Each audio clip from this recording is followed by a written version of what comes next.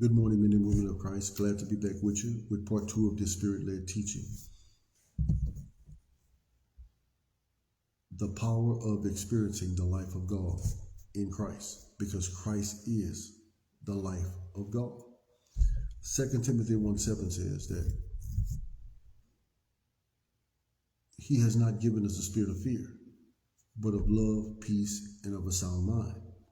Why? Because we have the Spirit of God, and the Spirit of God is the Spirit of Christ, which is the mind of God. And the mind of God is the image that we were created in for fellowship with Him. That's Christ. That's Christ. 1 Corinthians 2:16 says, "For who had known the mind of the Lord that we may instruct him? But we have the mind of Christ." What the mind of Christ is the mind of God. This is the only way you can have fellowship with Him. Because anything outside of the mind of Christ is the mind of race. That's a fallen identity in sin. See, your whiteness and your blackness cannot fellowship with Christ, who is the only way to fellowship with God, because that's sin. This is why Christ is the circumcision. We have to come through Him and be circumcised from the mind of race and back to the mind of Christ. The mind of race, we can be biblical, but only to the mind of Christ can we become revelational, where we're operating in the revelation of Christ, which is the revelation of God. 2 Timothy 2:11, 12, 13.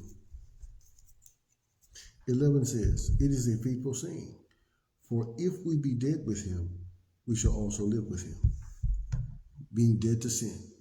If we're dead with Him, we shall also live with Him. Well, we're going to live with Him in the Spirit. If we suffer,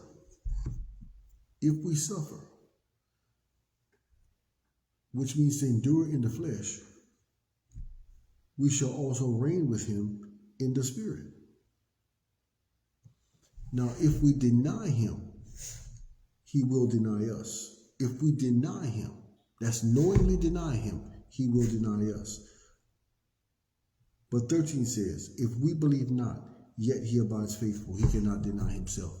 If we believe not, He's not going to deny us, because He's the author and finisher of our faith, because He's the faith. So He has to initiate that belief to where we become true believers, so that we can prosper into true Christians.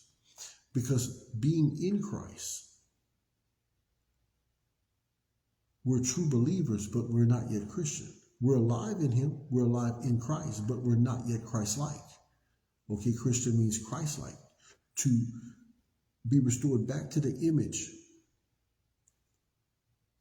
of Him in the Spirit, and He comes to the soul and the body by the fruit of the Spirit, and we in Him. Everything put back in divine order, we in Him. So He has to initiate that belief. He is the author and finisher of our faith. He is the power of God. Christ is the experience of God.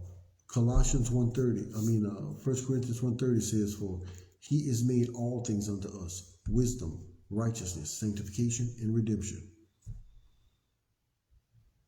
31 says that if any glory, let him glory in the Lord.